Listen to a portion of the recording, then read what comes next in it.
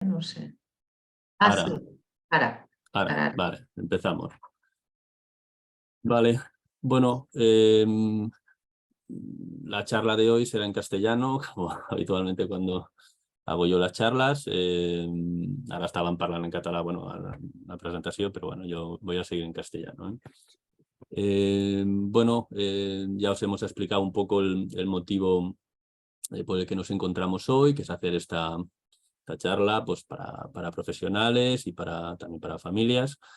Ya lo veis, el duelo de recibir un diagnóstico que implique discapacidad, y lo que se nos pedía era que explicáramos un poco qué tipo de soporte psicológico podemos ofrecer en atención precoz con el trabajo específico que hacemos en atención precoz, con las edades a las que atendemos y demás. Bueno, esta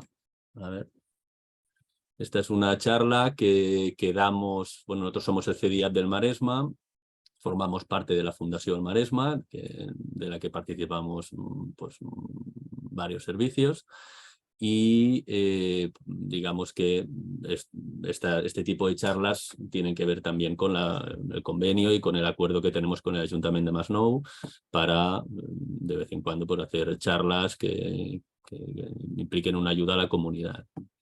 Ya lo ha explicado Eva antes, pero dentro de la taula per la... ¿Cómo era, Eva? Taula per la discapacidad. Bueno, pues se propuso esto, dentro de la celebración del Día Internacional de las Personas con Discapacidad, que pudiéramos hacer esta charla. Se programó inicialmente para noviembre y bueno, lo que hemos hecho es ampliarla, ¿no? Ya que hemos tenido un poco más de tiempo, y preparar pues esta exposición para hoy. Nosotros somos el CDIAP del Maresma. Nosotros concretamente trabajamos en el Masnou, pero el CDIAP del Maresma, supongo que la mayoría ya lo sabéis, pero recuerdo que somos Centros de Desarrollo Infantil y Atención Precoz.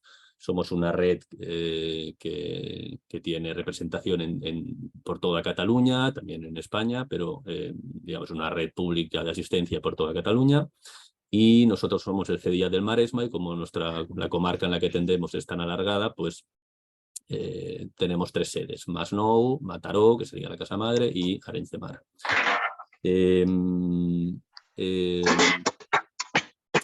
Sí, oigo algo de ruido. Si alguien no tiene el micro silenciado, por favor. Bueno, si se puede silenciar. Bueno, lo que decíamos, esta charla, digamos, la haré en 3 partes. Hay una primera parte que es explicar un poquito qué somos los centros de atención precoz, rápidamente. Luego hablaremos del proceso de duelo y la atención que podemos ofrecer en nuestros servicios, y al final he preparado unos ejemplos clínicos. Si nos da tiempo los hacemos, y si no, pues ya pensaremos cómo compartirlos. Bueno, en primer lugar, los centros de atención precoz ofrecemos una atención pública y gratuita para todas las familias. Es un servicio integrado dentro del Sistema Catalán de Servicios Sociales de la Generalitat de Cataluña, y como decíamos antes, atendemos a niños y niñas de entre 0 y 6 años en lo que es una primera consulta, pero ahora mismo en tratamiento podemos atender hasta los 5 años. Y atendemos a estos niños y niñas y a sus familias, y por lo tanto esto que es tan específico de atención precoz, que es hacer mucho trabajo con las familias, y casi, diríamos, desde psicología al menos, preferentemente trabajo familiar, ¿no? Bueno, hacemos atención multidisciplinar, por lo tanto, para que nos entendamos, trabajamos psicólogos, neuropediatra, logopedas, fisioterapeutas, psicomotricistas y trabajador social. Y entre otras funciones tenemos la de coordinarnos con escuelas, con centros de educación especial, los EAPs de la zona, los CESMIG de la zona, servicios sociales, EAYA, DEGAYA, y el resto de instituciones que trabajan con la infancia igual que nosotros, ¿no? Dentro de las prestaciones que ofrecemos en atención precoz están las de hacer el diagnóstico y valoración, cuando hay una consulta, el soporte y asesoramiento, atención terapéutica, orientación a los procesos socioeducativos, sensibilización, prevención y detección, que esto estaría dentro de las funciones que ejercemos hoy, ¿no? Este trabajo de comunicar hacer de formación o prevención, es decir, invertir en la comunidad, y finalmente lo que decíamos, formación e investigación. ¿Cómo se puede cómo se puede acceder a la atención en un CDIAP? Pues es muy importante que esté claro que se puede acceder por iniciativa propia. Por lo tanto, una familia puede llamarnos directamente y tendrán hora de visita con nosotros, o puede ser derivados o recomendados por otros profesionales o servicios, ¿vale? Algo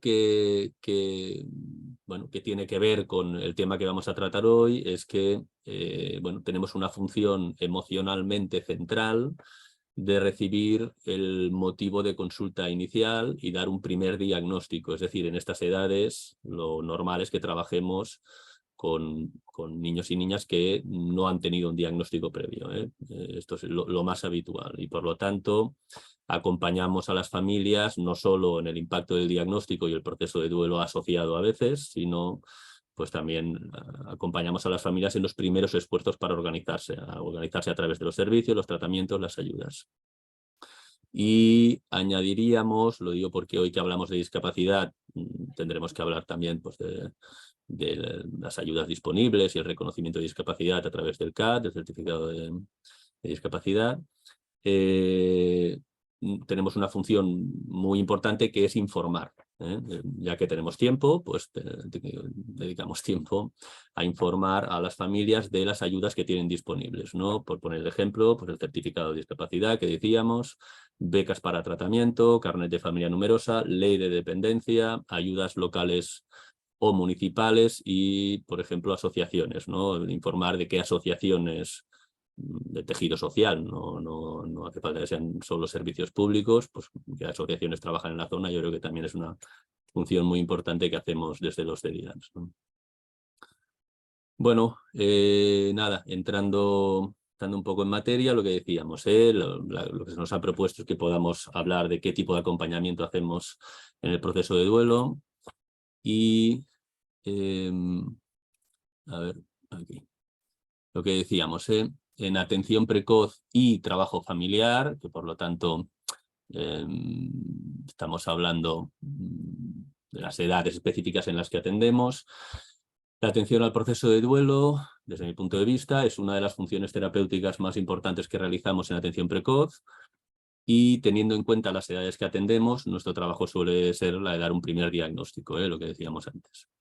Esto implica el reto de acompañar a estas familias en el principio del proceso de duelo. Yo creo que esto luego hablaremos un poco de las etapas del proceso de duelo, intentaremos explicarlo un poco más claro, pero yo creo que si hay un formato específico del trabajo que hacemos en el proceso de duelo en atención precoz, es que normalmente estamos trabajando en las primeras etapas de un proceso de duelo, y por lo tanto hay un tipo de trabajo que tenemos que hacer más habitualmente como terapeutas, y también hay un tipo de trabajo, hay un tipo de acompañamiento al que llegamos menos, ¿no? Como finaliza la atención a los 5 años, pues a veces hay etapas posteriores o procesos que las familias siguen más, digamos, más allá de la atención que ofrecemos nosotros, ¿no?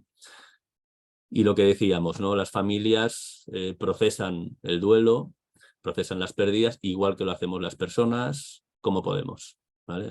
Todos, pues con nuestras pérdidas, cada uno con las que tengamos, pues hacemos lo que podemos. Y esto es importante que esté claro, porque luego cuando veamos el esquema, ¿no? De cómo teorizamos cómo se procesa una pérdida, cómo se procesa un duelo, lo secuenciamos para poder pensar en esta secuencia, pero, insisto, los procesos de duelo no son tan organizados, ¿eh? Bueno, la atención al proceso de duelo como inherente al trabajo clínico en atención precoz, a veces es un duelo muy importante y a veces son duelos de menor gravedad. Y cuando atendemos a una familia como terapeutas, nos tendríamos que hacer una serie de preguntas fundamentales, ¿no? Cuando pensamos, insisto, en términos de proceso de duelo y de acompañamiento en este proceso, ¿eh?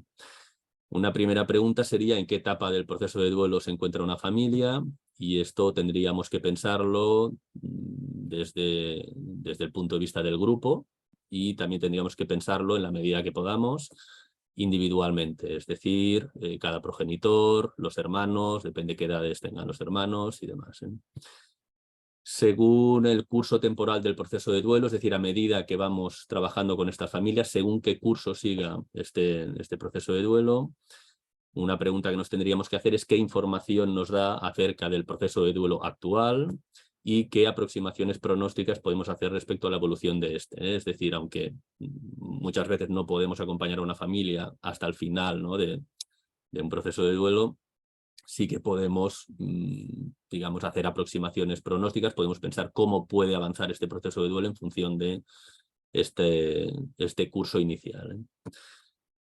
En el caso de la atención a las familias, una pregunta importante a hacerse sería qué diferencia hay entre el proceso de duelo entre progenitores. Es decir, en el caso, utilizando el ejemplo de una familia tradicional donde hay un padre y una madre, un papá y una mamá, a veces vemos papás y mamás que siguen cursos muy similares y a veces vemos papás y mamás con procesos de duelo donde hay mucha distancia entre la forma en la que uno está entendiendo o está aceptando determinada pérdida y cómo lo está aceptando el otro, ¿no? Yo creo que bueno, cuando trabajamos en atención precoz, a veces nuestra función también es la de lo que decíamos, informar lo mejor posible a las familias a las que atendemos. Yo, si puedo aportar algo en este momento, diría que a veces es muy importante que las familias que tienen que encarar pues un diagnóstico que implica una posible discapacidad de un hijo o una hija, tienen que ser conscientes que lo que decíamos, ¿no?, hacer de padres y madres es muy difícil. Todos cuando hacemos de papás y mamás es muy difícil y es muy difícil mantener la sensación de que estamos haciendo las cosas bien, ¿no? ¿Cómo conseguimos tener la sensación que hacemos las cosas bien? Bueno, pues muchas veces cuando hacemos mucho esfuerzo, lo volvemos a intentar, parece que no sale, volvemos a poner esfuerzo y después de mucho intentarlo, de poner mucho esfuerzo, sale bien, podemos decir, oye, pues mira, no, parecía que no, he puesto mucho esfuerzo, hemos intentado tal, pero hemos avanzado, ¿no? Este esfuerzo que hacemos todos los papás y mamás, pues a veces es muy difícil y en el caso de niños y niñas con discapacidad y a veces con diagnósticos que son crónicos, esta sensación de todo el esfuerzo que hacemos sirve o sirve mucho, a veces esto está condicionado. Insisto en esto porque yo creo que es muy importante que las familias que encaran este tipo de situaciones sean conscientes que esto implica un mayor riesgo para el grupo familiar, implica un mayor riesgo para el matrimonio, ¿eh?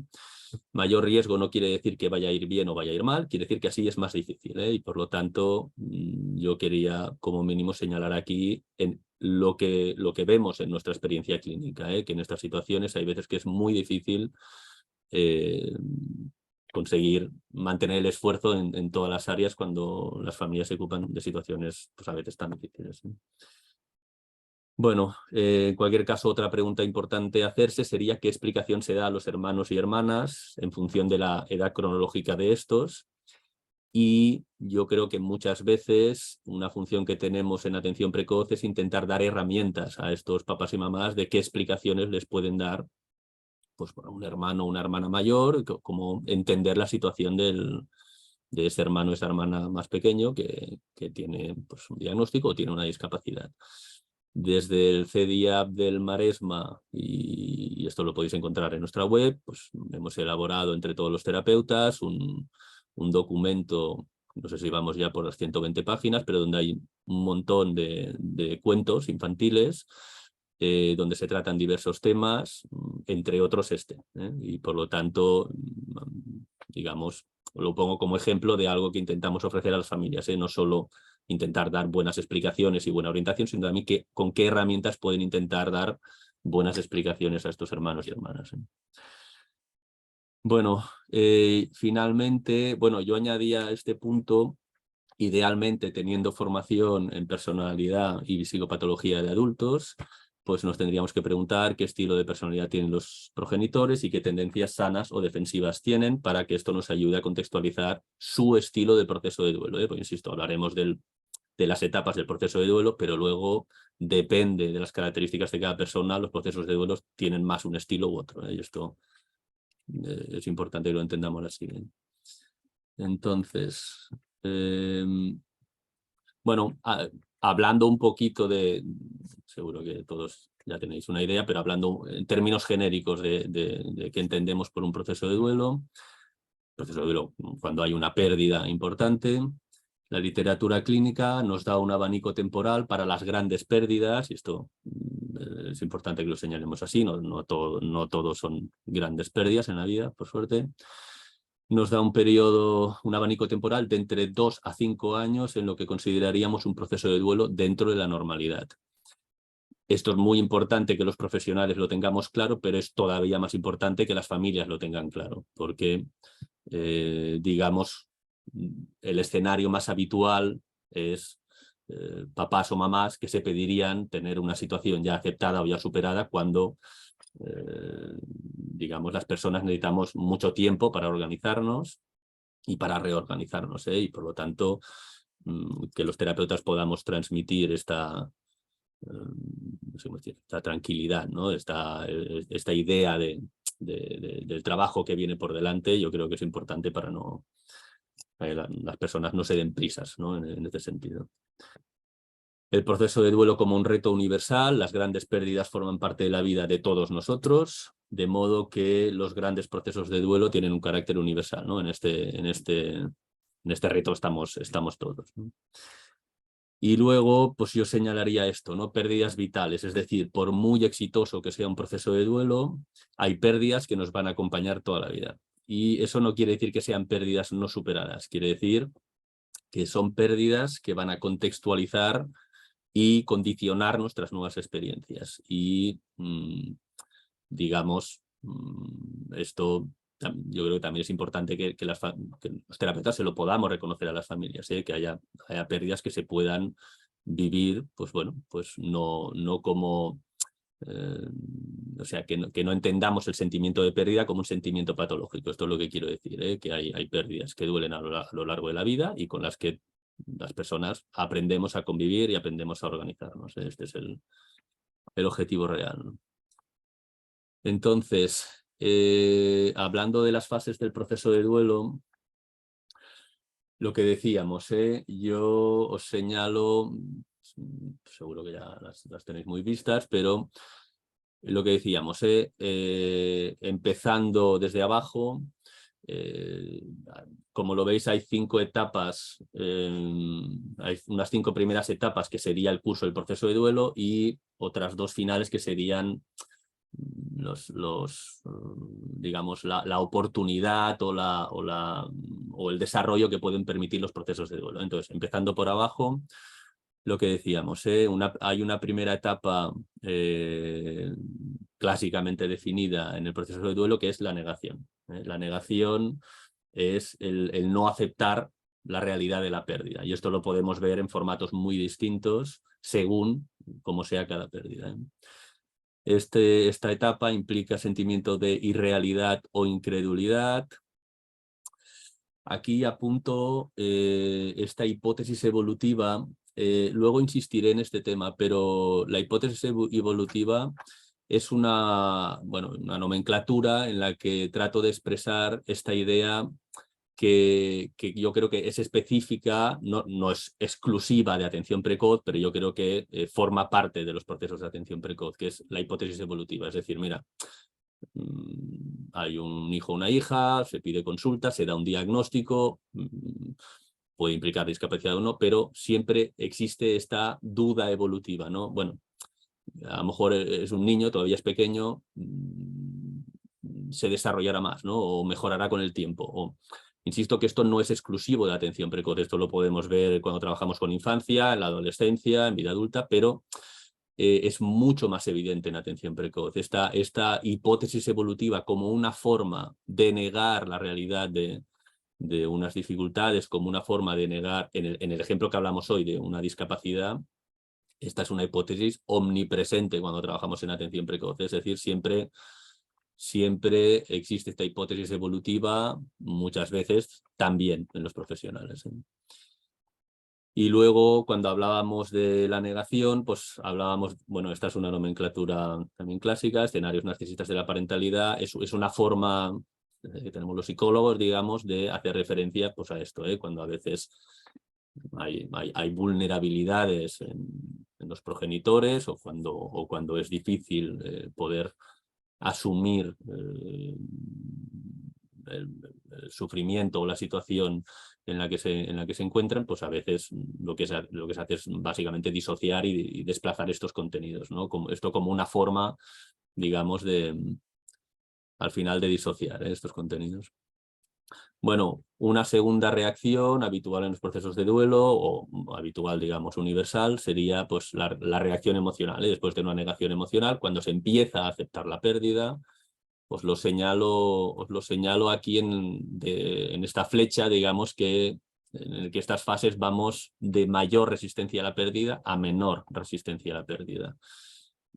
La resistencia a la pérdida forma parte de todos los procesos de duelo, es decir, la resistencia a la pérdida o el deseo de revertir una pérdida, ¿no? Segunda fase, la reacción emocional: ira, culpa, frustración, impotencia, ansiedad, tensión. Yo creo que estas dos etapas son las que más claramente atendemos inicialmente en atención precoz. Y muchas veces pues, podemos llegar a las posteriores, ¿no? Una fase que se dice de depresión, que al final es contactar con la ausencia, con la pérdida, pues pena, nostalgia, tendencia al aislamiento social y pérdida de interés por lo cotidiano. Esta idea del aislamiento social yo creo que es otro de los grandes retos que tenemos los terapeutas cuando acompañamos a familias que tienen que encarar un diagnóstico que implica discapacidad de un hijo o una hija, porque muchas veces no hace falta que se lo digamos, pero otras veces tenemos que ayudar a que sean muy conscientes que el reto que tienen es no aislarse socialmente, porque a veces hay patologías que cursan sin que sean muy visibles socialmente, pero a veces hay situaciones donde hay personas que se lo pueden pasar mal, ¿no? Exponiéndose socialmente. A veces hay personas que reaccionan bien o personas que reaccionan mal, y a veces vemos estas tendencias en las familias, ¿no? Tendencias a evitar pues ir al parque, a cumpleaños, a encuentros familiares. Y yo creo que una función que tenemos los terapeutas en atención precoz es como ayudar a que las familias sean conscientes que este va a ser un reto central en el desarrollo, no solo de estos niños y niñas, sino de ellos como grupo familiar, ¿no? El que situaciones muy difíciles no lleven a un aislamiento. Una cuarta etapa sería la aceptación racional y finalmente, idealmente, digamos, llegar a una integración y asimilación emocional. Este es un estado de mayor calma asociado a la asimilación de que las pérdidas son fenómenos inherentes a la vida, ¿no? Es decir, bueno,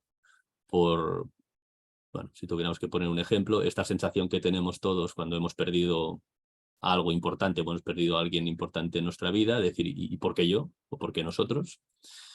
Y esta pregunta que, bueno, cuando conseguimos hacer el proceso de duelo, esta pregunta cambia y sería ¿y por qué no? ¿No? ¿Por qué no nos va a tocar a nosotros como a todos? Pues no, nos toca perder cosas importantes en la vida, ¿no? Bueno, finalmente os señalo estas dos últimas etapas. Supongo que clásicamente se hace menos referencia a ella, sea por el motivo que sea. Pero cuando hay procesos de duelo exitosos, esto implica un aumento de las capacidades y de la creatividad. Ahora luego os pondré unos ejemplos. Y esto implica una mejor adaptación a las circunstancias y finalmente una mayor disponibilidad para generar nuevos vínculos significativos.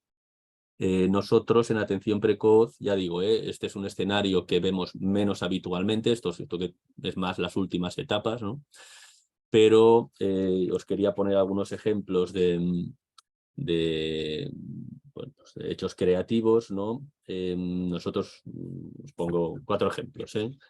Uno era, nosotros en atención precoz muchas veces trabajamos con pictogramas, con sistemas, los SAC, ¿no? Sistemas alternativos y aumentativos de la comunicación.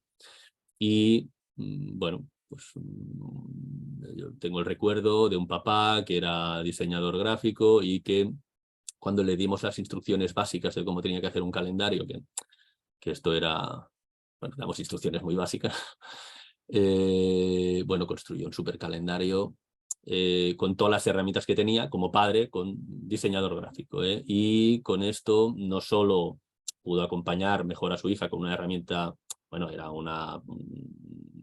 para que se entienda, era una pizarra magnética con pictogramas magnéticos, con todos los que la niña necesitaba. Y bueno, esto también nos ayuda a nosotros a conocer, ¿no?, cómo construir este tipo de herramientas para podérselo ofrecer a otras familias, ¿eh? Y por lo tanto, esto que es distinto que negar la pérdida, de negar las dificultades, ¿no? Esto que tiene que ver con aceptar la pérdida e intentar generar herramientas, ¿no? Otro ejemplo que os pondría es una familia, bueno, esta era una familia especialmente potente en este sentido. Y bueno, no me quiero extender mucho, pero la idea es que esta niña, por una cuestión motriz, necesitaba un andador para poder ir a la escuela. Y estos papás, no habiendo un andador, no sé cómo explicaros, los andadores normalmente tienen otro formato, y esta familia lo que deseaba era poderle ofrecer a su hija un andador que se pareciera más a una bici, que pudiera sentarse para descansar y que pudiera... Y como no existía este tipo de andador en el mercado, lo diseñaron y crearon ellos. Y pues a medida que hacíamos el seguimiento, pues me enseñaban un primer boceto que al final no iba bien porque chocaba con no sé qué, una segunda versión, y cómo intentaron crear esta herramienta, ¿no? Otro ejemplo muy, bueno, yo diría que bonito para mí al menos, es una mamá que atendíamos aquí en el servicio con diagnóstico TLP, con trastorno límite de la personalidad, con muchas dificultades a veces para poder atender a su hija, que algo que hizo fue hacer un cuento. Hacer un cuento para explicarle a su hija cómo se sentía ella y por qué a veces pues, podía estar con ella y a veces no. Entonces era un cuento en algún momento duro, pero como un ejemplo de una enorme creatividad, incluso en esta situación, donde en ese caso la discapacidad, hablábamos de la madre. Y finalmente yo creo que el ejemplo para mí más evidente serían las asociaciones. Asociaciones que trabajan, asociaciones del tejido social, que trabajan con temas en concreto. Aquí en el Maresma Sur, supongo que las dos que señalaría sería el TEA Maresma o la Sucesión ENS en Premià, que son asociaciones que inicialmente, luego han seguido otros cursos, pero inicialmente están creadas y constituidas y sostenidas por padres y madres, y por lo tanto, insisto, esta idea de creatividad como algo, incluso ofreciendo recursos que no podemos ofrecer los servicios públicos, ¿no? Este tipo de asociaciones ofrecen herramientas que los servicios públicos no podemos ofrecer. Bueno, y por último, para acabar con esta diapositiva, señalar esto. En las grandes pérdidas de la vida, en los procesos de duelo, hay algo añadido a todo esto. Lo añadido es que cuando somos capaces de elaborar una gran pérdida y sacar adelante exitosamente un proceso de duelo, esto nos hace más fuertes, más capaces para futuras pérdidas. Es decir, esto es un factor de protección para futuras pérdidas que tengamos en la vida. Y al revés también. A ver, al revés. Sí, se oye un poco de ruido, si os podéis silenciar, por favor. Y lo que decíamos, y al revés también, cuando hay un proceso de duelo que cursa, que no progresa adecuadamente, que incluso se puede volver patológico o donde hay demasiado sufrimiento, esto es un factor de riesgo para futuras pérdidas, nos lo pone más difícil para encarar futuras pérdidas. Entonces, bueno, lo que decíamos, discapacidad y proceso de duelo, en atención precoz cuando hacemos trabajo familiar. Frente a un diagnóstico que implique un grado de discapacidad o frente al reconocimiento de esa discapacidad, las primeras dudas de los progenitores suelen versar, luego hablaremos de qué tipo de situaciones trabajamos más en atención precoz, en el más no, pero muchas veces hablamos de patologías que ponen en duda la futura autonomía de los hijos, ¿no? Es habitual que cuando hay familias que tienen que encarar estos diagnósticos, lo primero sea la preocupación por la futura autonomía, qué es lo que podrá hacer en el futuro, y la pregunta asociada que va después, ¿no? ¿Qué pasará cuando los cuando los papás no estemos, ¿no? Cuando papá y mamá no estemos, ¿no? ¿Esto qué quiere decir? Sí, sí, pues que las familias cuando reciben estos diagnósticos existe un compromiso interno de, bueno, acompañaré a mi hijo, a mi hija mientras yo esté aquí, ¿no? Pero ¿qué pasará cuando yo no esté, ¿no? Pues preguntas así de importantes, ¿no? En la base de la autonomía, desde el punto de vista de las grandes áreas del desarrollo, o sea, la base de la autonomía son la motricidad y la comunicación, ¿no? Además de otras, ¿eh? Estas dos áreas son tan visibles y tan reconocibles que pueden acaparar la preocupación de los familiares, es decir, además de la motricidad y el habla, digamos, hay muchas otras cosas en las que podemos añadir respecto a la futura autonomía de un hijo o una hija, pero estas dos áreas son tan visibles, cualquiera puede ver si un niño o una niña se puede desplazar o no, o cualquiera puede ver si una niña se puede comunicar o no. Y por lo tanto es fácil que estas dos áreas acaparen mucho espacio mental, ¿no? En edades de atención precoz, el reconocimiento de la discapacidad implica normalmente una revisión cada cierto tiempo. Y en cualquier caso está sujeto a la evolución que muestre cada niño o cada niña. Uno de los rasgos diferenciales del proceso de duelo en estas edades iniciales, en atención precoz, es lo que decíamos antes, ¿no? La omnipresencia de la hipótesis evolutiva como factor explicativo, ¿no? Por un lado, para confirmar, hay situaciones clínicas que esto es así de real, ¿no? Es decir, para confirmar diagnósticos o confirmar una discapacidad, realmente dependemos de la valoración longitudinal de los síntomas, es decir, necesitamos ver cómo avanza el desarrollo para confirmar si hay un diagnóstico grave o si hay una discapacidad asociada, ¿eh?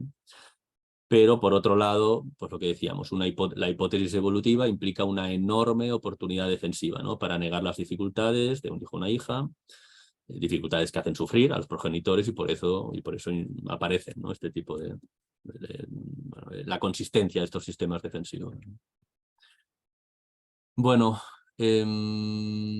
aquí queríamos señalaros, ¿no? Esto lo revisamos con, ¿no?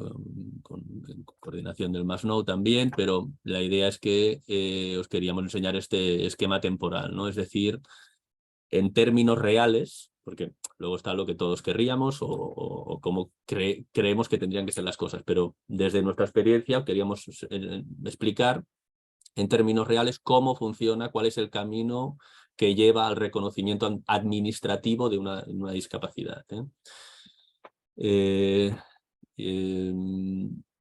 En primer lugar, nosotros recibimos, cuando muevo el cursor, ¿lo veis? No, vale. Bueno, pues nada, en cualquier caso, en primer lugar arriba, ¿no? La petición de consulta al CEDIAP. Este, desde mi punto de vista, es un factor crucial. El factor crucial es el tiempo que va desde la propuesta de derivación hasta la petición real de consulta. Es decir, si deriva una escuela, deriva un pediatra, derivan otros servicios o hay una familia que está preocupada, hay un factor crucial que es cuánto tiempo pasa desde esa derivación hasta que se pide consulta. Porque todo eso es tiempo que no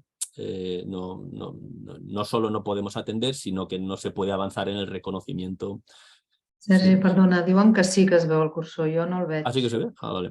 Vull dir que el pots fer servir. Vale, pues lo recupero, pues lo que de llame. Claro, esta petición de consulta, una vez la recibimos, nuestra realidad actual, todos los servicios públicos vamos sobresaturados, con la pandemia todavía más, pero más o menos, incluso siendo optimistas, nosotros tardamos entre 1 mes y medio y 2 meses entre que recibimos una llamada y podemos ofrecer una primera visita en nuestro servicio. En esa primera visita recogemos el motivo de consulta, la historia evolutiva, organizamos el proceso diagnóstico en distintas especialidades, es decir, recogemos la información de 3 fuentes, una primera consulta, las observaciones en diferentes especialidades en nuestro servicio y, siempre que podemos, la coordinación con la escuela. Este periodo diagnóstico, siendo optimistas, solemos tardar entre 4 y 6 meses para finalizar este diagnóstico, porque cuando finalizamos, cuando recogemos toda esta información, luego cada niño, cada niña entra en lo que decimos turno diagnóstico, donde está en la lista de espera para cuando se finalicen los diagnósticos que están pendientes, podamos hacer este diagnóstico. Al cabo de 4 o 6 meses damos un primer diagnóstico siempre con referencia a las clasificaciones diagnósticas actuales y siendo conscientes, yo aquí añadía esto, siendo conscientes que a veces hay edades mínimas para determinados diagnósticos. Utilizando un ejemplo del que luego lo hablaremos, en los trastornos del espectro del autismo no podemos dar este diagnóstico cuando trabajamos pulcramente hasta que no se llega a los 3 años de edad, y por lo tanto, por muchas sospechas o por muy claro que pueda estar en la sintomatología, lo ideal es que hasta los 3 años seamos conscientes de que no se pueden dar estos diagnósticos, igual que los trastornos del desarrollo del lenguaje, igual que cuando hablamos de altas capacidades o discapacidad cognitiva, donde normalmente la referencia que se da es a partir de los 6 años, igual que con los trastornos por déficit de atención, también clínicamente se recomienda valorar estos diagnósticos a partir de los 6 años. Esto sería, desde mi punto de vista, lo ideal para trabajar pulcramente. Bueno, después de ese primer diagnóstico, si esas conclusiones diagnósticas implican una discapacidad y por lo tanto recomendamos que se solicite el certificado de discapacidad, lo que hacemos es dar hora con nuestro trabajador social, que explique las ventajas asociadas, que ayude a gestionar las solicitudes y que informe de otros recursos disponibles. Para esto tardamos unas 4 o 6 semanas más.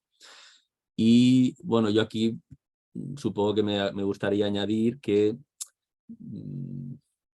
yo ya llevo un tiempo trabajando en atención precoz y yo empecé intentando informar de las ayudas, ¿no? La palabra discapacidad es una palabra muy importante. Yo empecé intentando informar o hablar de discapacidad o informar de las ayudas disponibles por discapacidad, intentando afinar, ¿no?, en el momento emocionalmente disponible de una familia, es decir, cuando una familia estuviera disponible para poder hablar de esto. Afinar en esto es muy difícil, también depende de cada cuánto veamos esta familia o qué trabajo estemos haciendo. Yo ahora mismo la opción con la que estoy más cómodo, y supongo que esto cada terapeuta tiene que elegir, pero la opción con la que estoy más cómodo es que cuando damos un diagnóstico que implica discapacidad, yo creo que mi función es informar.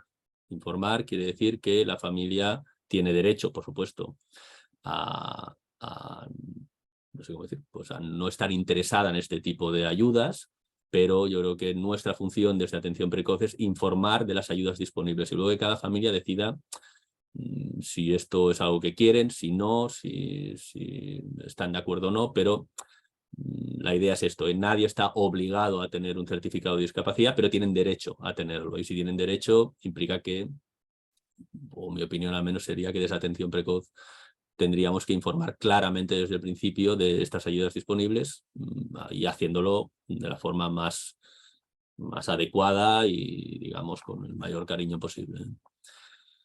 Bueno, y finalmente la confirmación del CAT, del certificado de discapacidad.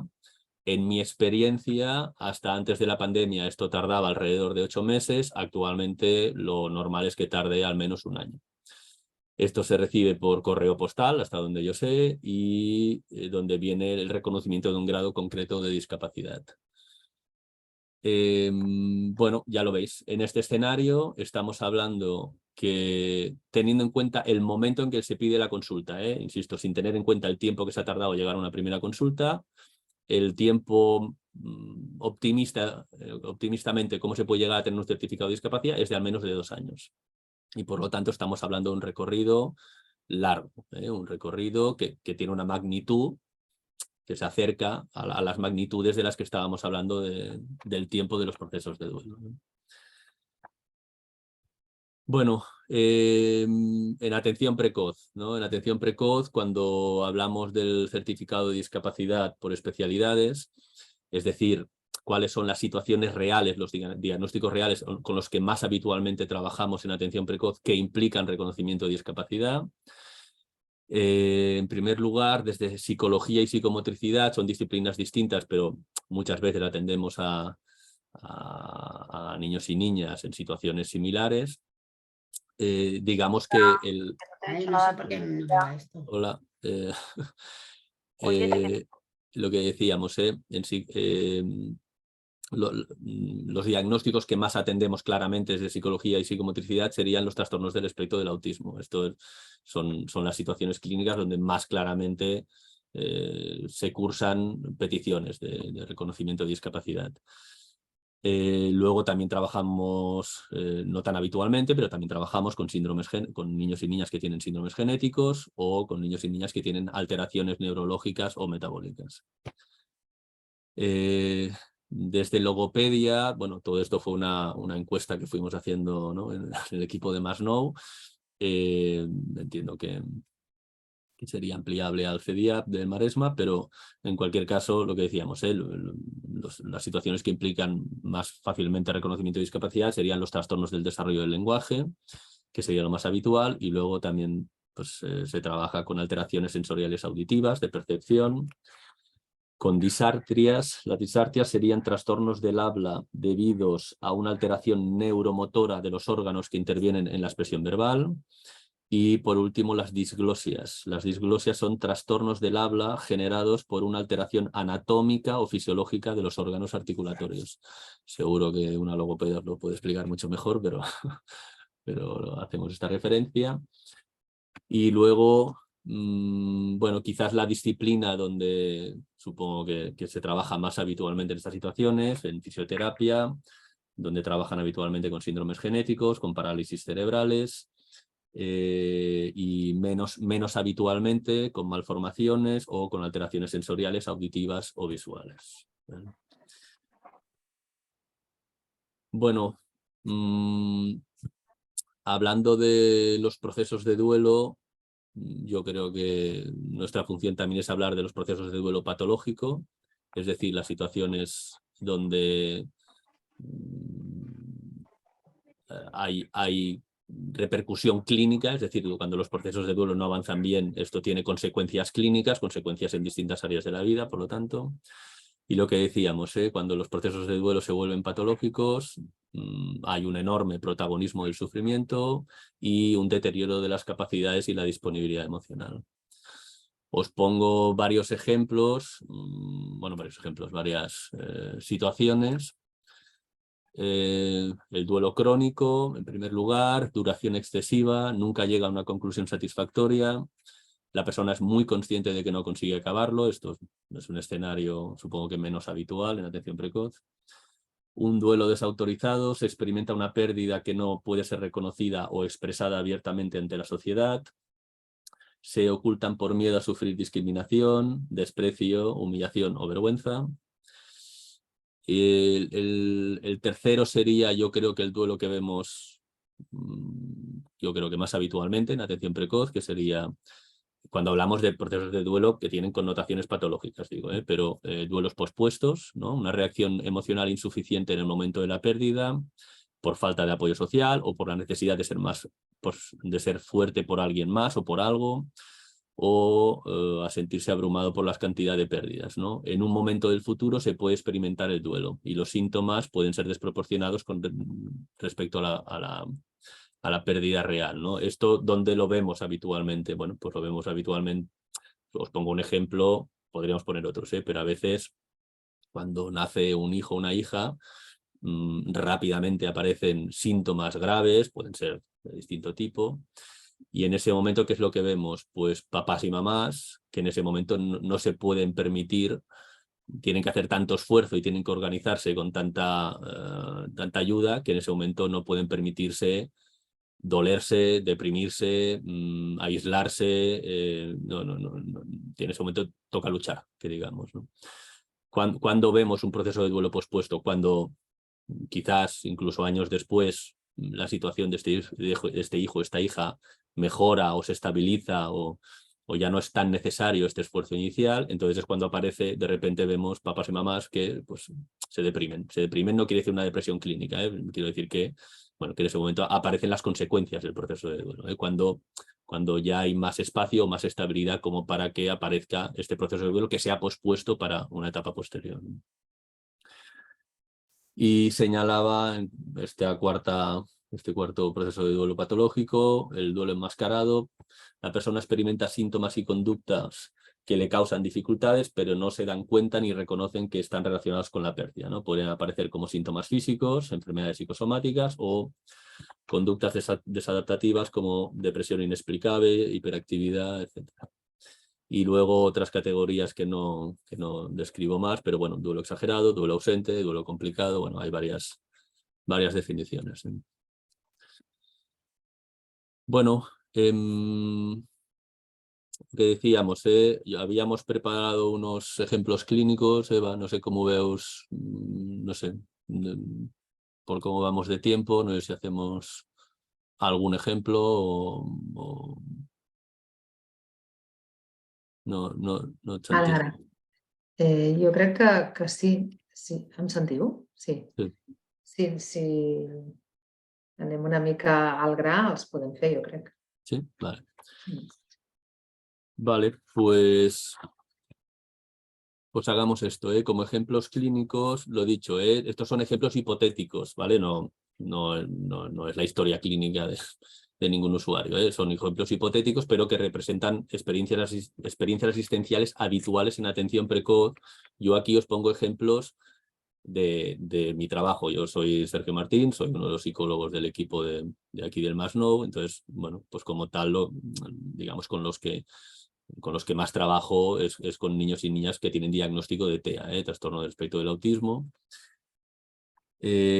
Bueno, el primer ejemplo que os pongo es el primer impacto de la realidad clínica, ¿no? Una familia que acude sin diagnóstico previo y no son conscientes de la gravedad. Bueno, en este ejemplo, una familia, llega una familia a consulta, no excesivamente preocupada por el desarrollo de su hijo. Consultan en nuestro servicio derivados desde la escuela, por la guardería, pediatría. Esta derivación, en este ejemplo hipotético, les ha cogido por sorpresa y aunque les han preocupado las comunicaciones por parte de un profesional, creen que no hay una situación anómala en el desarrollo de su hijo. En una primera visita, cuando recogemos la información evolutiva acerca del desarrollo del niño, el terapeuta que realiza la entrevista va viendo que la familia comunica índices de riesgo, es decir, va explicando situaciones evolutivas que invitan a pensar en la presencia de un trastorno grave del desarrollo, como podría ser un trastorno del espectro del autismo, que insisto, es el ejemplo con el que puedo expresar nuestros ejemplos clínicos, con este diagnóstico. Aquí empieza la gestión del proceso de duelo por parte nuestra, por parte de los profesionales. Nuestra función no es la de lanzar un diagnóstico como una pedrada, sino más bien acercárselo suave y progresivamente, aunque también tenga que ser de forma decidida a lo largo del proceso diagnóstico. En una primera visita se puede señalar que hay algunos ítems de los que nos hablan que pueden indicar alguna dificultad en el desarrollo, pero que en cualquier caso habrá que hablarlo en visitas diagnósticas cuando nosotros conozcamos al niño. Pero insisto, en una primera visita, aunque tengamos que respetar el tiempo, ¿no? El tiempo que necesita cada familia, también hay que poder dar alguna orientación, hay que recoger un poco la consulta, ¿no? Bueno, esta es una gestión compleja del proceso de duelo, ¿no? Como terapeutas estamos expuestos a la experiencia de tener que dar una mala noticia a una familia que no se la espera. Una enfermedad de un hijo que además pone en jaque su futura autonomía. Es una mala noticia que cambia no solo parte de la estructura familiar, sino que cambia el escenario de lo que cada uno construye acerca de cómo ver crecer a sus hijos, acompañarlos, enseñarles, etc.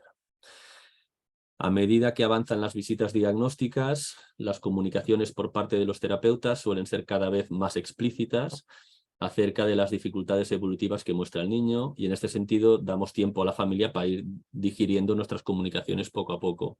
Os recuerdo lo que decíamos antes, normalmente los procesos diagnósticos, siendo optimistas, duran entre 4 o 6 meses. Durante todo ese tiempo, en cada visita hacemos aproximaciones al futuro diagnóstico. Hasta que no llega el momento de la devolución diagnóstica, no explicamos el diagnóstico, pero vamos haciendo aproximaciones que faciliten, ¿no? Que la familia, los progenitores se vayan acercando progresivamente al diagnóstico. Tarde o temprano, las familias, en este ejemplo, suelen preguntar directamente por autismo, es decir, cuando vamos hablando de la sintomatología asociada, pues muchas veces las familias ya nos expresan esta preocupación, teniendo en cuenta que hablamos de dificultades de relación y comunicación, y pues cualquier familia que esté preocupada, pues lo normal es que o pregunte o rápidamente consulte en internet y se encuentre con este tipo de diagnósticos, ¿no?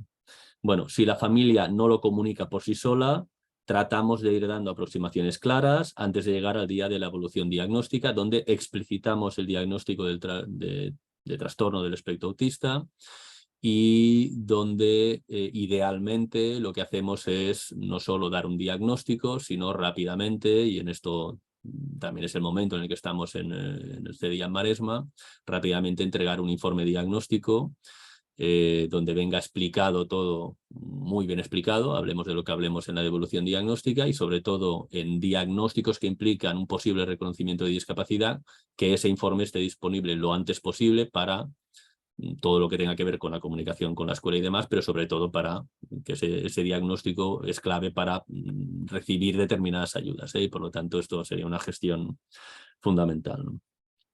Bueno, la familia en esos momentos suele dolerse intensamente de las conclusiones diagnósticas, por mucho que hayamos tratado de darles tiempo para prepararse. Y la gestión del acompañamiento al proceso de duelo pasa a una segunda fase. Empieza el tratamiento, y en este los temas centrales suelen pasar por organizar los recursos asistenciales, hablar acerca del futuro del niño y de la familia, porque digamos siempre, ¿no? Estos papás y mamás tienen muchas preguntas que hacernos de qué es lo que va a venir por delante, ¿no? A preguntas que la mayoría de las veces no podemos contestar, pero sí que podemos dar orientaciones, ¿no? Podemos dar orientaciones y sobre todo hay retos que sabemos que van a tener, ¿no? Y yo creo que ahí sí que es importante que podamos responder, ¿no? Bueno, lo que decíamos, ¿no? Compartir los temores de un escenario de falta de autonomía en el futuro, y digamos, este objetivo de centrarse en los progresos actuales, ¿no? Esto que sería tan fácil de decir y tan fácil de hacer, ¿no? Que estos papás y mamás consigan centrarse en lo actual, en qué es lo que se puede mejorar ahora, y no piensen, ¿no? O que el espacio mental no esté copado de qué pasará en la adolescencia o qué pasará en la vida adulta, si podré ir a la universidad, etcétera, ¿no? Bueno, esto es la universidad como ejemplo, lo pongo, ¿no? Bueno, lo que decíamos, la aceptación del diagnóstico no es un hecho puntual, es un proceso que pasa por diversas fases, y lo que decíamos, ¿no? Esto que las personas hacemos los procesos de duelo como podemos, esta secuencia que decíamos antes es una secuencia teórica, pero en los procesos de duelo hay pasos hacia adelante y pasos hacia atrás. Que las personas avancemos hacia la aceptación no quiere decir que no podamos hacer pasos atrás y volver a resistirnos o negar las pérdidas, ¿no? Pasos adelante hacia atrás, donde se juegan muchos temores y donde también encontramos siempre el deseo natural de que el niño mejore lo suficiente como para que desaparezcan las dificultades. A pesar de que en el caso de un diagnóstico de trastorno del espectro del autismo, este es un diagnóstico no solo grave, sino que es un diagnóstico crónico, y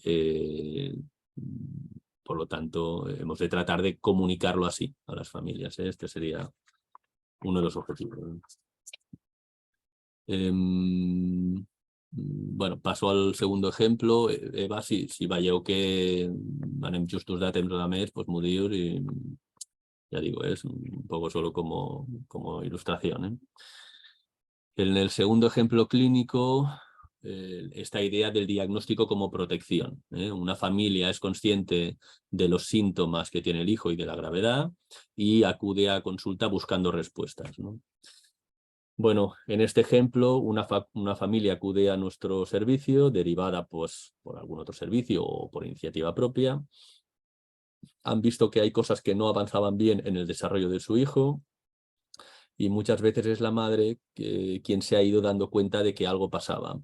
Pongo el ejemplo de la madre no para excluirnos a los papás, que también somos muy sensibles pero... Sí, Perdona, Sergi, que veig que hi ha gent que ha d'anar marxant. vale. No sé si vols agafar els més significatius d'exemples o fer-los més concentrats, no sé, com vegis. Si voleu, acabem amb aquest segon exemple Vale. i donem pas Bueno, a algun torn. jo penso que el 3 també estaria bé comentar-lo ni que fos Sí. per sobre. Sí, vale. Bueno, si voleu, los comento un poco por encima entonces, ¿vale? Vale.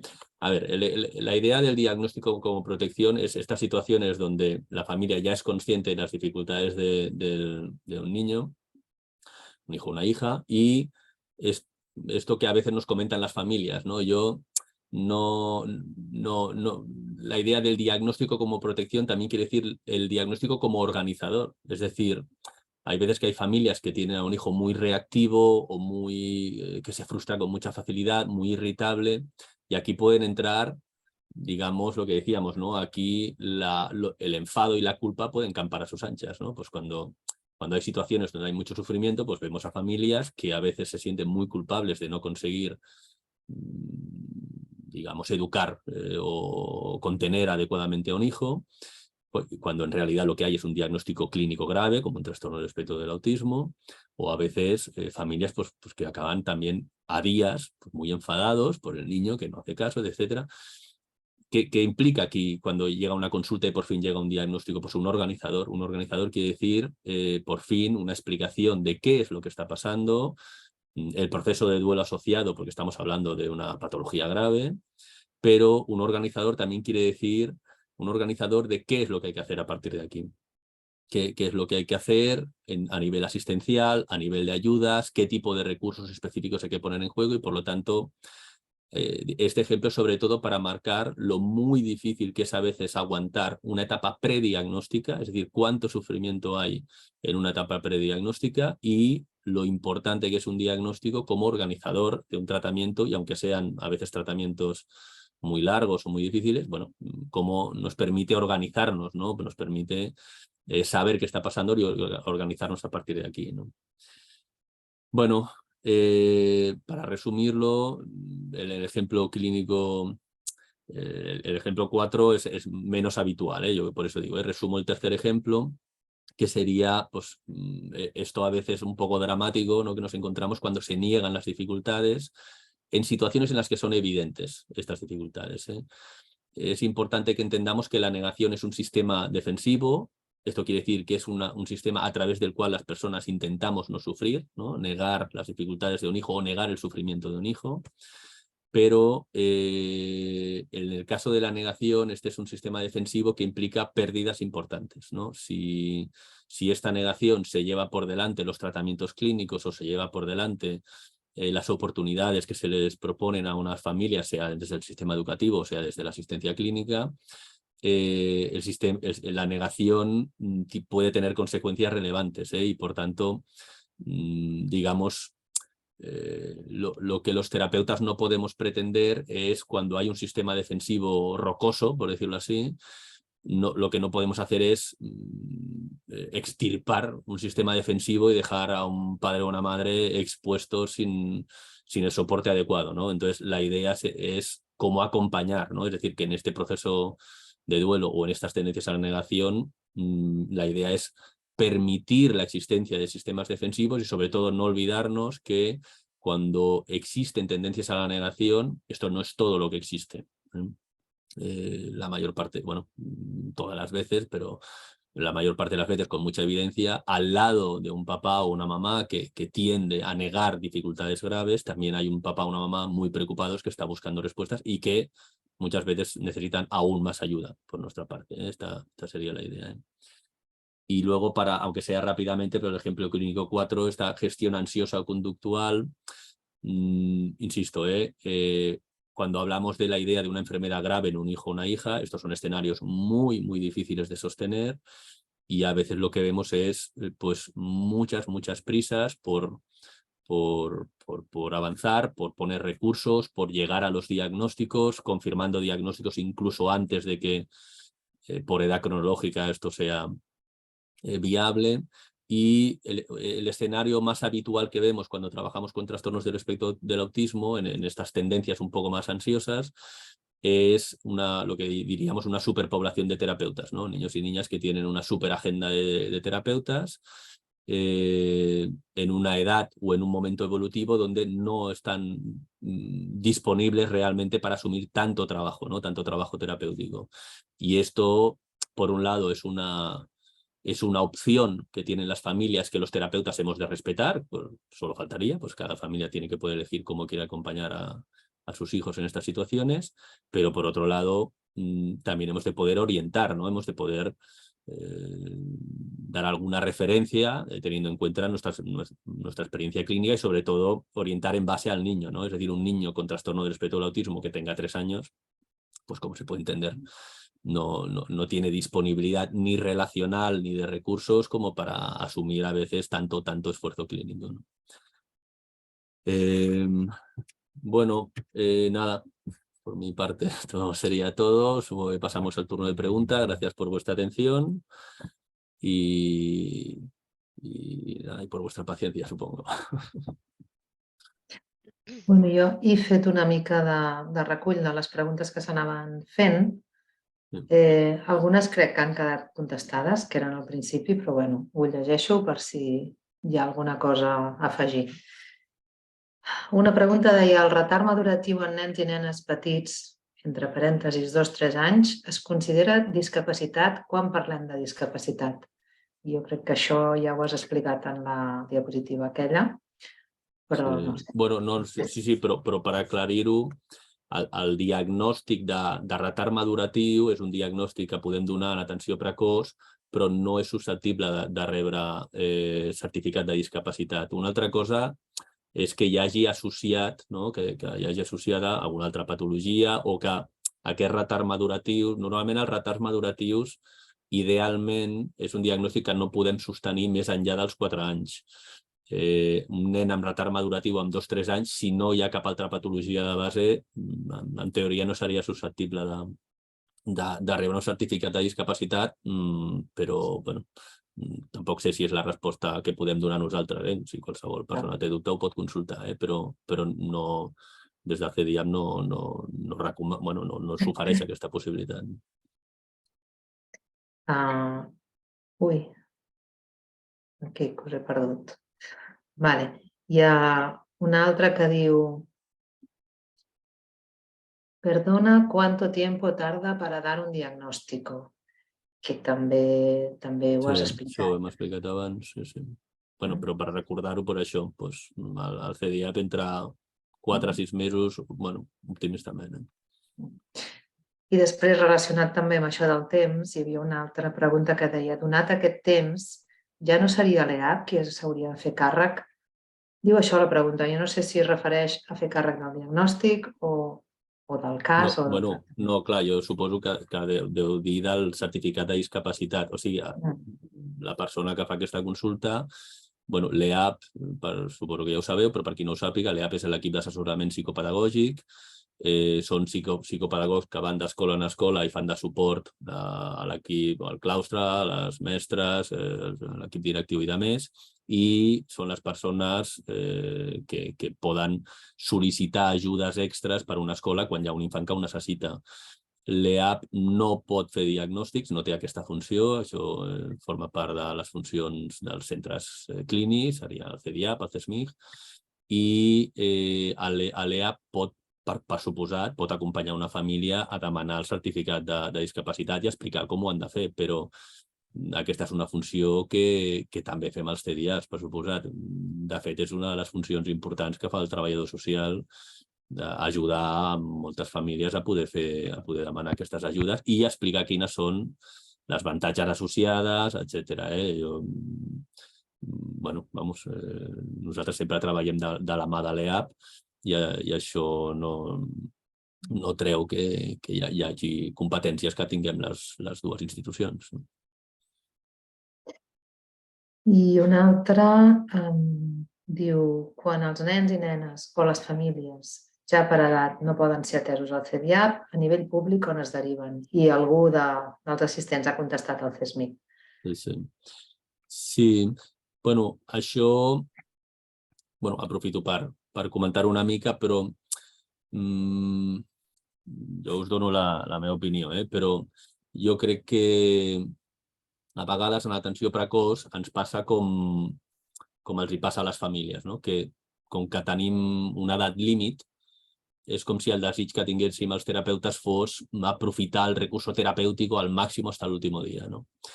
Jo crec que una de les funcions que tenim els terapeutes, aquí al CDIAP hem fet alguna experiència de seguiment longitudinal de les famílies que tenen nens i nenes amb trastorn de l'espectre autista, de què passa després de finalitzar l'atenció al CDIAP. El que ens vam trobar amb les famílies amb les que vam fer aquest seguiment és que es trigava entre 1 any i mig i 2 anys en reconstruir l'equip terapèutic. És a dir, perdre el CDIAP com a centre assistencial, un equip multidisciplinar on ens coordinem amb les escoles, que, en fi, oferim recursos centralitzats, es passa a una etapa posterior on això no funciona així en l'assistència pública, no? Actualment, jo us comento el que ens comenten les famílies. Fins abans de la pandèmia, les famílies que eren usuàries del servei que ve després d'atenció precoç, que és el CESMIC, el Centre de Salut Mental Infantojuvenil, ens comentaven que es donaven visites cada 4 o 6 mesos, i després de la pandèmia el que ens comenten les famílies, insisteixo, és que se'ls donen visites cada 6 o 8 mesos. Visites cada 4, 6 o 8 mesos no és un tractament i quasi no és un seguiment, és saludar-nos, no? Això vol dir, ja ho sabem tots, que l'ideal seria que els CESMICs estiguessin no infradotats de personal, sinó que hi hagués molts més recursos de professionals, però quan l'escenari públic és aquest, encara que un nen consti com a atès pel servei públic, atès cada 6 o 8 mesos, no és una atenció suficient, és evident. Moltes vegades aquestes famílies han de construir ajudes terapèutiques privades. I insisteixo, trobar un terapeuta amb el que entendre't o que més tractaments complementaris s'han d'afegir, ens trobem que es triguen entre 1 any i mig i 2 anys en reconstruir l'organització terapèutica. Jo crec que la funció, des del meu punt de vista, però l'ideal quan treballem en atenció precoç és dedicar els últims 6 mesos d'atenció a ajudar les famílies a organitzar-se en això, a lo que va venir després. Perquè arribar al final, despedir-nos i espero que tot vaya bien, planteja un escenari molt més difícil que el que diem d'encavalcar, no? És a dir, encavalcar la finalització de l'atenció al CDIAP amb el principi de l'atenció amb el següent servei públic, que seria el CESMIC, o amb el principi de l'atenció amb el servei privat que la família esculli, no? Perquè puguem parlar de quina és l'experiència, de com està funcionant, que puguem acompanyar en aquest procés de lo que se construye després. És a dir, idealment ens hauríem de poder despedir a les famílies, ells sapiguent què és el que viene després, i jo afegiria, per als terapeutes, molt millor despedir-nos sabent que aquesta família estarà atesa, que ja està atesa per aquest professional o per aquest servei, i que, per tant, nos despedimos con una família que ja està organitzada.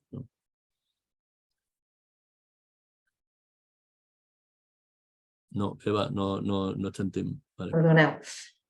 Vaig llegint sobre la marxa, després de molts agraïments per la xerrada i per la feina feta.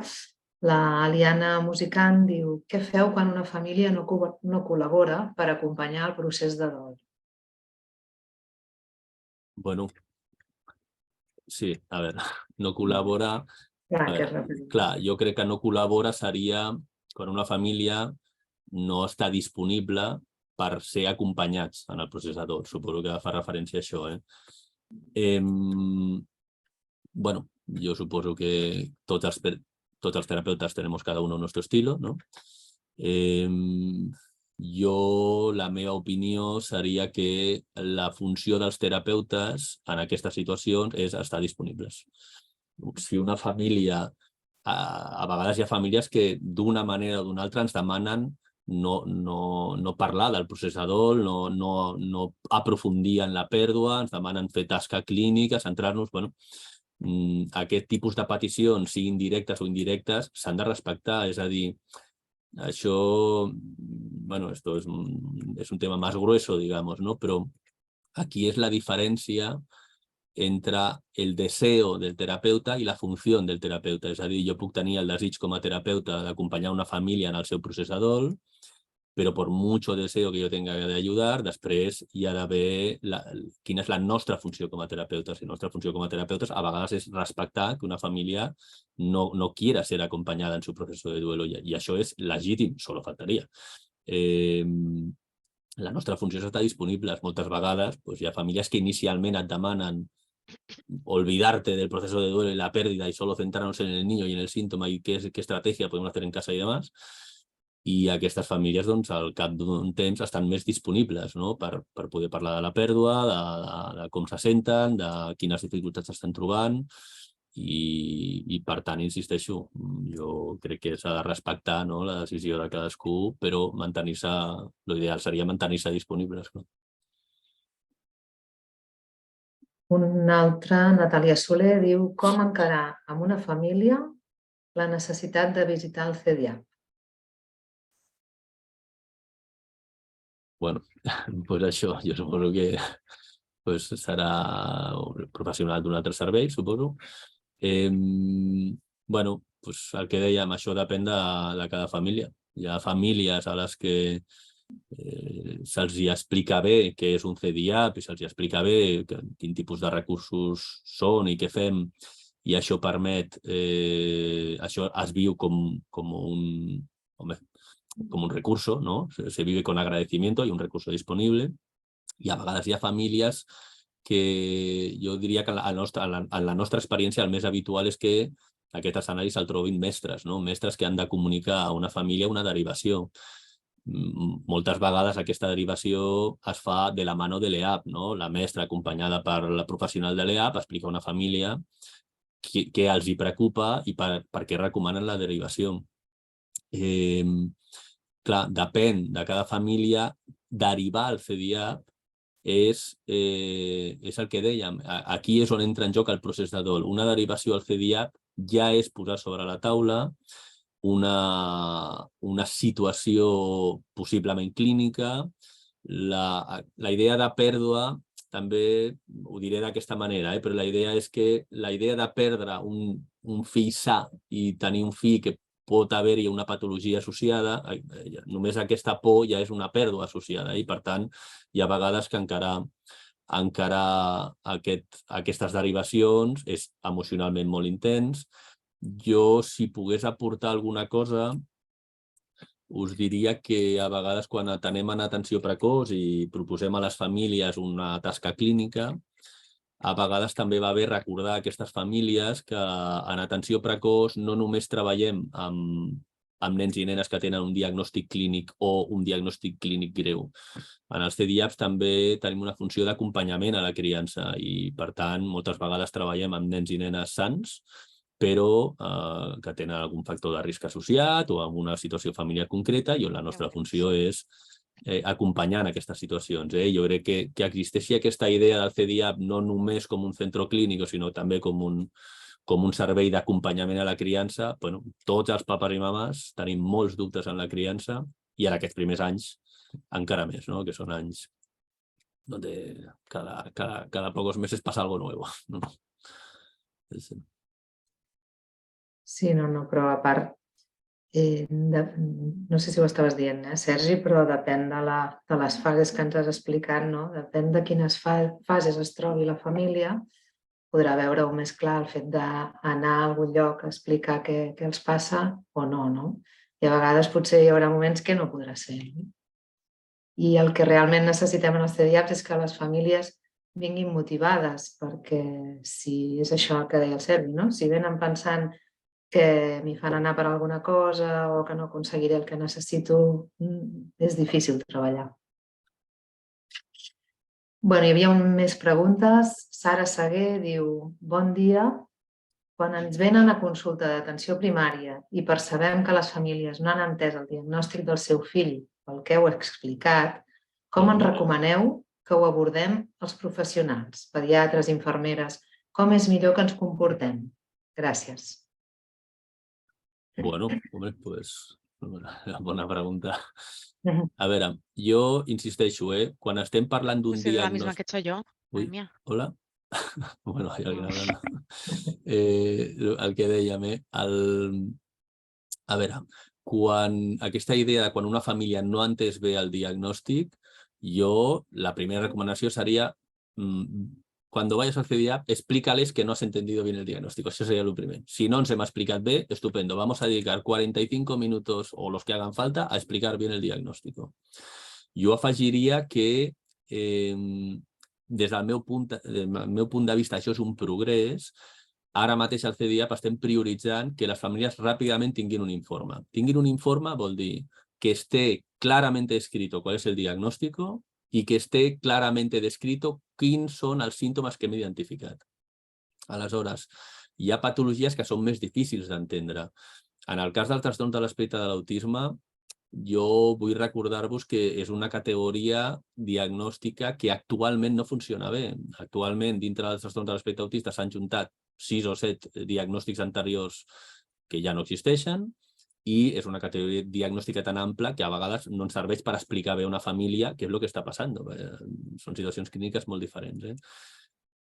Jo crec que la funció en atenció primària de pediatres, d'infermeres, és poder explicar el millor possible, però aquest diagnòstic que és nostre, amb el temps que nosaltres disposem, del temps que disposem per poder explicar a les famílies, perquè jo no sé, o vosaltres sabreu, però suposo que no tindreu la possibilitat. Nosaltres podem rebre famílies, abans de la pandèmia podíem fer més visites setmanals, ara mateix estem més en ritmes quinzenals, però són visites de 45 minuts. Qualsevol família que tingui un dubte, jo crec que el primer és que nosaltres els hi puguem explicar bé i lo dicho, que vosaltres els hi pugueu explicar el millor possible. I sobretot el que us diria és que si aquesta família que us diu el diagnòstic no té un informe, els hi demaneu. Els diu, oye, pues pídeles al CDIAP que nos hagan un informe. Y nosotras, con mucho esfuerzo y dedicando todo el tiempo que podemos, farem l'informe perquè això estigui el millor explicat possible. Però sí, donar un diagnòstic no és dar un titular. Donar un diagnòstic és explicar-ho bé i, per tant, si no hem aconseguit fer, jo crec que això és funció nostra, jo crec. Un altre que no veig el nom pregunta: el suport del CDIAP acaba quan el nen fa els 5 anys? Això jo crec que ho puc respondre jo mateixa. Us he dit al començament que els CDIAPs atenen població de 0 a 6 anys. És així és com està marcat per Generalitat, però també és veritat que Generalitat prioritza que atenguem els infants més petits, que són els de 0 a 3, i els més greus, amb la qual cosa nosaltres hem de fer organitzacions internes de manera que puguem atendre tot això que es prioritza.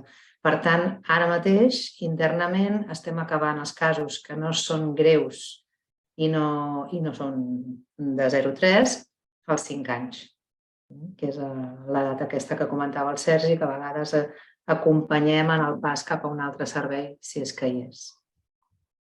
Hola. Des dels 6 anys són casos realment molt comptats, els que fem ara, els que tenem ara al CDIAP del Maresme. I què estipula que la gravetat? Soc la que ha fet la pregunta, perdona. Vale, no et veiem. Vale. Bueno, nosaltres tenim uns criteris de gravetat i cada cas és... En aquests casos, cada cas és avaluat per l'equip, es revisa i es parla amb tot l'equip i es valora si és un cas susceptible d'allargar atenció o no. Vale, merci. Gràcies, Eva. Merci.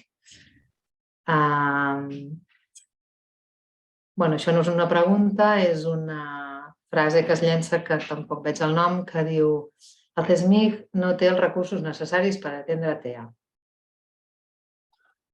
Sí, no, bueno, una afirmació. Vull dir, o sigui, la idea sobretot, aprofito per dir-ho, suposo que ja s'entén, però això no té a veure amb una crítica als CESMICs o una crítica als professionals dels CESMICs per a nada. O sigui, aquí el que estem parlant és aquests són serveis històricament infradotats, això no és una situació actual, això és històric. Els CESMICs atenen població entre els 0 i els 18 anys, i això vol dir que els que són menors de 6 ens els deriven a nosaltres, però a part de ser serveis que atenen una població molt més àmplia, també tenen molt menys terapeutes que en atenció precoç. Responde a los motivos que sea, però la realitat és aquesta i, per tant, des d'aquest punt de vista són centres clarament infradotats i, per tant, si des d'atenció precoç, quan podíem oferir més habitualment atenció setmanal o al moment actual que podem oferir normalment atenció quinzenal, ja a vegades ens fa patir que no podem oferir l'assistència necessària, doncs imagineu-vos, nosaltres com a terapeutes som uns privilegiats comparat amb els escenaris que venen més endavant, tant en atenció a l'adolescència, a la infància i a l'adolescència des del CESMIC, com en els centres de salut mental d'adults. La situació és la mateixa, i això ho diem nosaltres, però, digamos, desde el servicio público lo sabemos todos, lo saben los CESMICs y lo saben los CESMAs. Esto es la realidad clínica que todos sabemos. Es un problema de recursos, no de professionals, claro. Sentiu, sí. La Mamen diu: moltes gràcies. Un cop donat el diagnòstic, el que angoixa normalment a les famílies és el «i ara què?».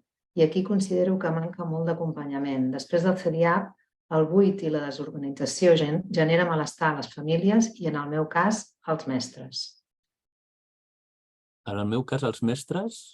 Aquesta noia que parla deu formar part d'aquest col·lectiu i diu que el buit i la desorganització que queda després del CDIAP genera malestar. Bueno, i per això que jo insisteixo que això després cada terapeuta ha d'escollir com vol treballar i cada servei ha de decidir com vol treballar. Jo, en la meva opinió, això que us deia abans, dedicar els últims 6 mesos a que l'esforç central sigui organitzar què és el que ha de venir després, a vegades no podem. A vegades, pel temps que hem tingut d'atenció, o us poso un altre exemple, a vegades hi ha famílies que venen hi ha famílies que venen a totes les visites i no fallen, ni llueve, granice, caiga lo que caiga, i a vegades famílies que venen discontinuament, falten un parell de mesos, tornen a aparèixer, o sigui, a vegades no podem fer bé aquests acompanyaments, però sempre que puguem, l'ideal seria construir l'escenari futuro con tiempo, acompanyar la família a la construcció del que ve després, perquè si no, aquestes situacions de desorganització, ja ho diu aquesta mestra, és que això no només passa a l'escola, això s'ho troben, no només passa a casa, també s'ho troben a l'escola. Digamos, seguint amb el que dèiem abans, els terapeutes d'atenció precoç, en aquest sentit, el que dèiem, som uns privilegiats, o sigui, podem acompanyar aquestes famílies amb certa regularitat i, digamos, fem un acompanyament al que no estem tan exposats com una escola. Una escola conviu amb aquests nens i nenes o amb les situacions clíniques de cada nen i nena, a vegades fins i tot amb més temps que altres persones en la vida que estan d'aquest nen o nena. Jo crec que iniciatives com les que aquí al Maresme Sud, hi ha una iniciativa que a més es feia des de coordinació, que s'ha arribat a un pacte amb els pediatres de la zona per poder fer la derivació al CESMIC als 4 anys i mig. Això fa un temps no es podia. Podíem demanar la derivació al CESMIC quan el nen feia els 5 anys, és a dir, finalitzàvem l'atenció, es demanava la derivació del CESMIC i al cap de 6-8 mesos es donava una primera visita. Ara, quan fem la derivació als 4 anys i mig, jo, per exemple, l'altre dia em despedia una família que ens despedíem i al cap d'una setmana tenien la primera visita amb el CESMIC. Estupendo. Però això perquè s'ha fet un treball en xarxa i perquè s'ha pogut pactar en pediatria. Però insisteixo, tot el que puguem ser conscients com a terapeutes d'aquest superreto que viene després, que és què se organitza després del CDIAP, totes les eines que es puguin posar en aquesta direcció, jo crec que seria una tasca fonamental nostra. I aquí hi ha com respostes. Moltes famílies han de buscar recursos en professionals privats que suposen una despesa important per les famílies. Hi ha algú que demana que podríeu preparar una xerrada sobre les possibles ajudes, beques, menjador, ajudes, subvencions. Crec que totes les famílies anem molt perdudes en quant a recursos disponibles, econòmics i de serveis a les que podem tenir accés. Clar, no sé si seria tant tasca nostra, nosaltres sí que tenim la figura del treballador social, però no som serveis socials i no ho sé, allà queda això apuntat perquè també ho escolti qui se'n podria fer càrrec. Moltes gràcies per la xerrada, ha estat bé poder entendre de manera general el moment o els moments pels quals pot passar una família en una situació tan complicada com pot ser un diagnòstic de discapacitat. Después de CEDIAP, ¿cómo sabremos dónde ir o qué necesita nuestro hijo? Porque si en lo público hay como un parón, ¿qué hacemos? Bueno, si ens refereixin als serveis públics, doncs acabem al 5, què passa després? No? És l'etern tema. Moltes gràcies. Algú diu a la privada, por eso encuentro interesante que hagan una sesión sobre ayudas disponibles post-CEDIAP. Algú pregunta si es podrà tornar a escoltar la xerrada. Sí, hem comentat que estarà penjada al web del CEDIAP, que he penjat l'enllaç per aquí. Si no, poseu CEDIAP del Maresme i podreu entrar directament. I a través d'un canal de YouTube, no? Em sembla, Sergi? Sí, tenim des de fa poc un canal de YouTube del CEDIAP del Maresme. El tenim des de fa poc, vol dir que tenemos poco material disponible encara, però bueno, aquesta xerrada ja us ho hem dit quan començàvem, l'estem gravant perquè estigui disponible per veure's després a través del nostre canal de YouTube també. Si poseu CEDIAP Maresme a YouTube, doncs us sortirà directament. Bueno, jo crec que ara ja podem anar acabant, però que també des de pediatria també fan aquesta crida a manca de recursos posteriors públics. Sí. Algú diu, Rosario, diu, yo tengo una nena de 4 años que no, ahora, después de un año, se ha dado cuenta de la pérdida de su abuela y no lo acepta y no sabemos ya cómo explicarle que no volverá.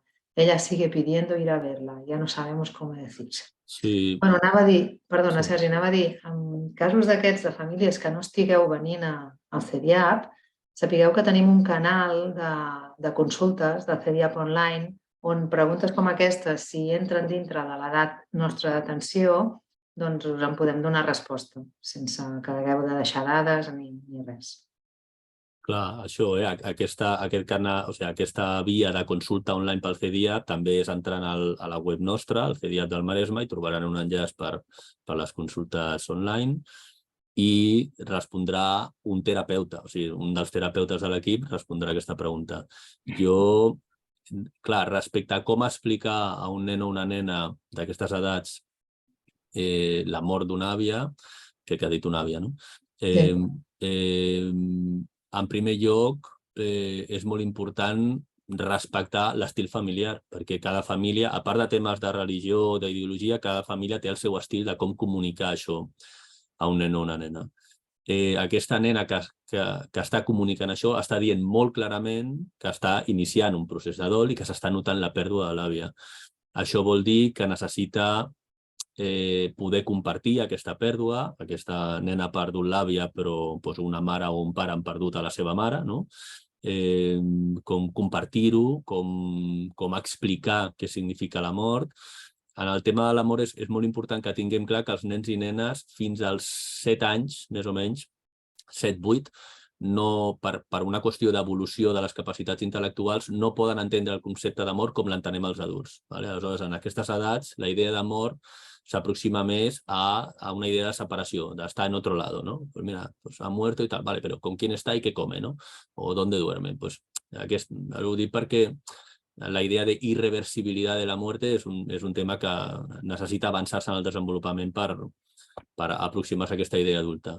Jo us recordo el que hem dit abans, a la web del CEDIAP del Maresme hi ha aquest llistat de contes que dèiem, on hi ha diverses temàtiques associades amb atenció precoç, i per aquests temes, per acompanyar, explicar com el tema de la mort, la pèrdua d'un ésser estimat, que tan difícils ens fa explicar als pares i mares, no? Si falta un avi o una àvia, hi ha molts contes disponibles, i específicament del tema dels avis, com és una situació que que sovint ens podem trobar a la primera infància, doncs hi ha diversos contes disponibles que no han de substituir l'explicació de les famílies. Les famílies han de poder donar la seva explicació, però aquests contes poden facilitar, complementar aquestes explicacions i són contes molt, molt mirats i molt treballats per poder explicar-ho a nens i nenes d'aquestes edats.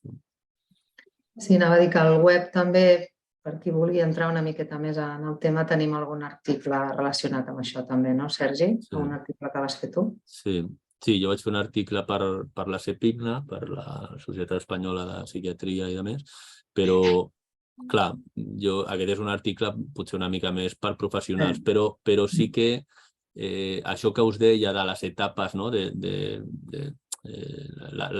com evoluciona el concepte d'amor al llarg de la infància, aquí sí que jo crec que ve explicat amb més detall.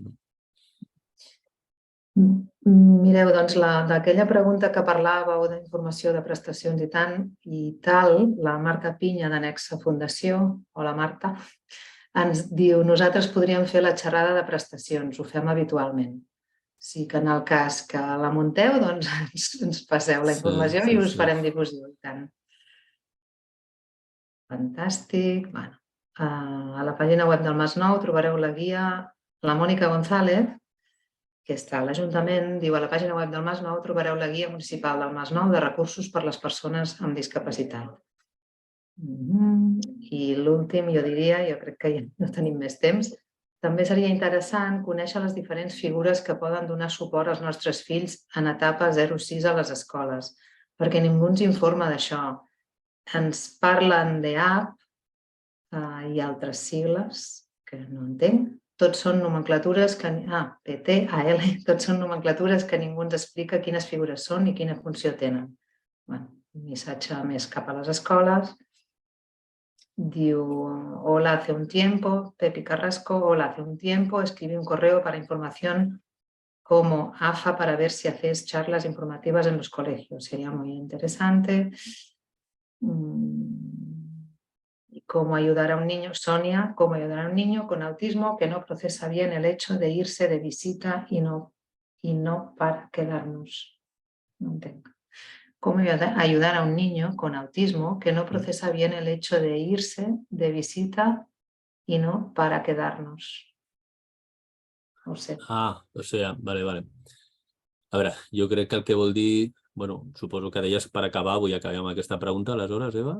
Sí. Vale. Acabem amb aquesta. Pues, encara que sigui per acabar, però això que dèiem, a veure, a vegades passa amb nens i nenes amb trastorn del espectre de l'autisme, el que diem, no? Anem a casa d'un familiar o a casa d'un amic que està jugant i, clar, aquí la idea no és que el nen, digamos, lo que está operando el lugar central no és que el nen no entengui que va de visita en comptes de que va para quedar-se. Normalment el que opera és que en els trastorns de l'espectre autista, depèn de cada nen i cada nena, però moltes vegades dintre les dificultats està una molt baixa tolerància a la frustració i això implica dificultat per acceptar els canvis. Dificultat per acceptar els canvis també té a veure amb el que parlàvem avui, dificultat per acceptar les pèrdues. És a dir, per aquest nen de visita amb un familiar o anar a casa d'un amic, marxar no és només entendre que ha anat de visita, és la realidad de ese momento concreto y presente es la dificultad para aceptar la pérdida de me tengo que ir y tengo que perder a este amigo, tengo que perder estos juguetes, tengo que perder este rato i canviar, no? I per això són nens i nenes on un dels grans reptes que tenim és com ajudar-los a fer les transicions, a com poder fer els canvis millor, Normalment també són nens i nenes que funcionen molt millor, a vegades amb seqüències conegudes, que no, per posar l'exemple, a vegades amb la seqüència coneguda de l'escola, la rutina del dia i de més, estan més organitzats que quan arriben vacances. Arriben vacances i amb tants canvis i tantes sorpreses, se'ls hi fa a vegades molt més difícil. Insisteixo, això des del meu punt de vista, en aquestes etapes no té tant a veure amb la comprensió de què és una visita, sinó amb com poder tolerar, tolerar la frustració, tolerar les pèrdues i amb un repte fonamental amb aquests nens i nenes que és el que dèiem, que siguin capaços de gestionar-se inclús amb els canvis i les pèrdues del dia a dia amb les transicions, no? I això a les escoles també es veu amb molta claredat. Bueno, jo en qualsevol cas, el que dèiem, no? Ho anem deixant aquí. Us agraeixo a tots que hagueu assistit, que m'hagueu deixat expressar i muntar aquesta xerrada. I, home, i agraeixo els agraïments que han comunicat i de més, i tant de bo, no? Pues tant de bo, no? Pues una xerrada de recursos, no? Una xerrada a les escoles, pues tant de bo, no? Tant de bo poguéssim fer aquestes coses més sovint, no? Pues que jo trobo que ens ajuden a tots, no? Els que les organitzem com els que assistim, no? I per tant, pues endavant amb aquesta proposta i gràcies. Perfecte. Doncs gràcies a tots. D'acord, doncs res, ho deixem aquí. Segueixen els agraïments. Molt bé, estupendo. Doncs ara me'ls miraré al xat. Molt bé. Bueno, doncs res, gràcies a tots. Que vagi bé. Adéu, gràcies. Adéu.